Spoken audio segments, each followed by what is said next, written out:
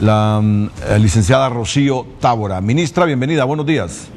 Buenos días, querido Renato, y saludos a mi buen amigo Barquero, que nos miraremos, espero, el miércoles, que tenemos almuerzo con la Cámara de Comercio y en la mañana una consulta más amplia con otros sectores, al igual que lo tendremos aquí en Tegucigalpa. Yo quería introducir un par de elementos porque, de hecho, en buena parte de la exposición pues compartimos cómo hemos evolucionado positivamente en muchos sectores y también coincidimos en el tema de los desafíos, pero me quiero concentrar en el tema de los impuestos como tal. Y allí, en todos los estudios, por lo menos que yo he leído, la relación entre tributación y pobreza, sí, bien es cierto, influye, pero no es el gran determinante para la reducción de la pobreza. El gran determinante para la reducción de la pobreza, tal como usted también lo mencionó, es la generación de empleo. Será de empleo sostenible y eso se logra con la atracción de inversión internacional y nacional. Entonces, y sí, los impuestos, que es con lo que yo trabajo con mi equipo en la Secretaría de Finanzas, trabajamos con eso, pues logramos pues la contratación de empleados de salud, de educación, de seguridad, inversión en infraestructura y en proyectos sociales, donde también hemos visto en estos más de 4 años avances importantes en los sectores, con grandes brechas, sobre todo en salud y educación, y avanzando quizá más en seguridad e infraestructura. Pero con el tema de los impuestos, y esa comparación que se hace a nivel centroamericano, creo que falta agregarle lo que llamamos gasto tributario, o sea, las exoneraciones que usted también mencionó. O sea que si sumamos a esa presión tributaria que se compara con Guatemala, pero Guatemala y los demás países no tienen ese nivel de exoneraciones. Nosotros dejamos de percibir en este año aproximadamente 36,000 millones de lempiras, casi 7 puntos del Producto Interno Bruto, y entonces hay que poner todas esas cartas sobre la mesa a la hora de comparar los países en relación al tema de los impuestos. Y por otro lado, nosotros también ya en un diálogo con el sector privado y el sector social de la economía, pues iniciamos un proceso de reducción del 1.5, porque entendimos que esa carga mermaba la competitividad de las empresas, de las medianas y de las pequeñas especialmente. Entonces, en ese diálogo hemos estado. El otro elemento fundamental cuando hablamos de impuestos los impuestos tienen que ver con riqueza. Es decir, históricamente se generan los impuestos como un mecanismo donde la gente que gana más contribuye para que los gobiernos podamos cumplir con nuestras obligaciones constitucionales de garantizar derechos de salud, de educación y seguridad de la población. De allí viene el tema de los impuestos. Y en ese tema yo creo que tenemos mucho que trabajar sin pensar en más impuestos, sino en que la recaudación sea más eficiente.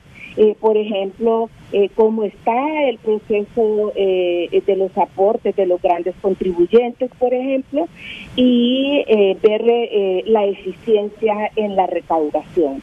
Creo que ese es un tema también importante a poner en agenda, tomando en cuenta que el nivel de desigualdad en el país es muy alto. Hay un nivel de pobreza altísimo, pero también un nivel de desigualdad de 53.7%. Entonces, todo esto está relacionado, ¿verdad?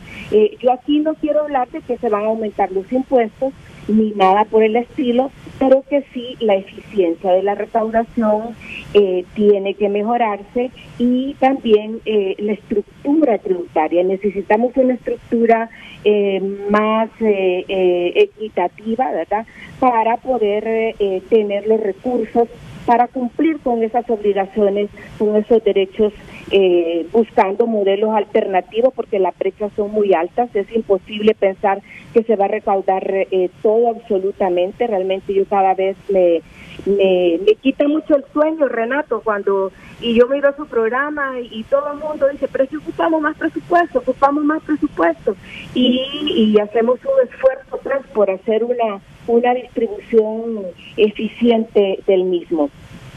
Lo otro que no puedo dejar de mencionar es unas referencias al tema de la deuda. La deuda también hay que revisarla históricamente, y en estos 10 años uno tiene que hacer un parteaguas de la mitad de acumulación de la deuda en el periodo previo a la crisis y todo lo que en el gobierno del presidente Zelaya se aumentó fuera del presupuesto. Luego, cuando quedamos totalmente descolgados del sistema internacional, el gobierno siguiente que estuvo en ese intermedio de la crisis política también adoptó obligaciones de deuda interna importantes.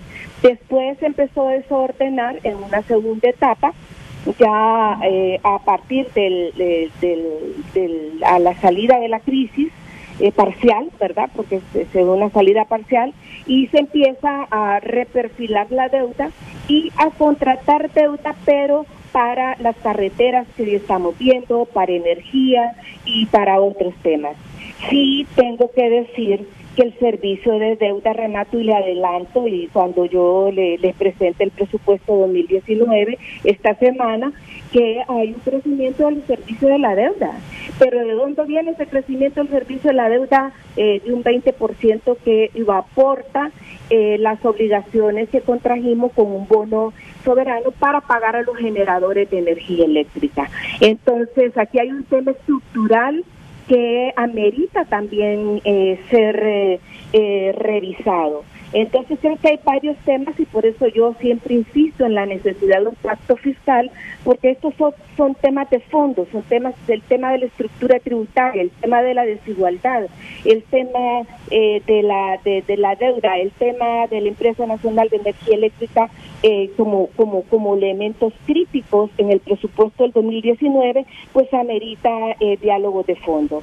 Y finalmente, porque sé que ya el tiempo es poco, totalmente de acuerdo, ¿verdad? El fortalecimiento del Estado de Derecho es una condición primordial en este proceso de desarrollo del país.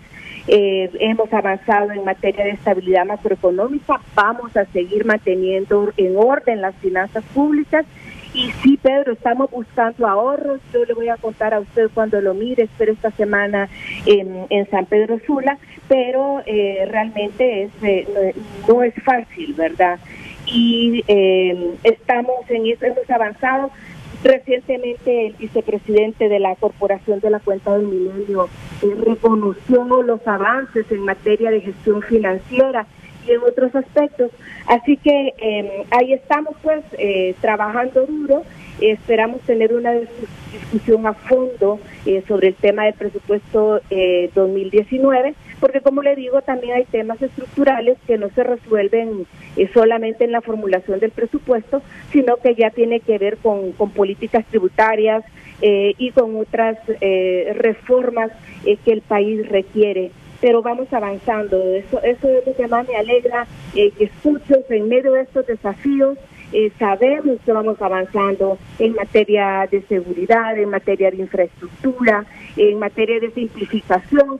Vamos a tener una sola oficina de gobierno en San Pedro Sula. Estoy duplicando el personal de la Secretaría de Finanzas allá y bueno, revisando todos los procesos que podamos para ir avanzando, para tener un país mejor, para tener gente contenta, con empleo, que pueda vivir con tranquilidad, y para eso pues necesitamos un país con estabilidad política, con vocación de diálogo, para poder seguir avanzando en la construcción de esta nación que tanto amamos.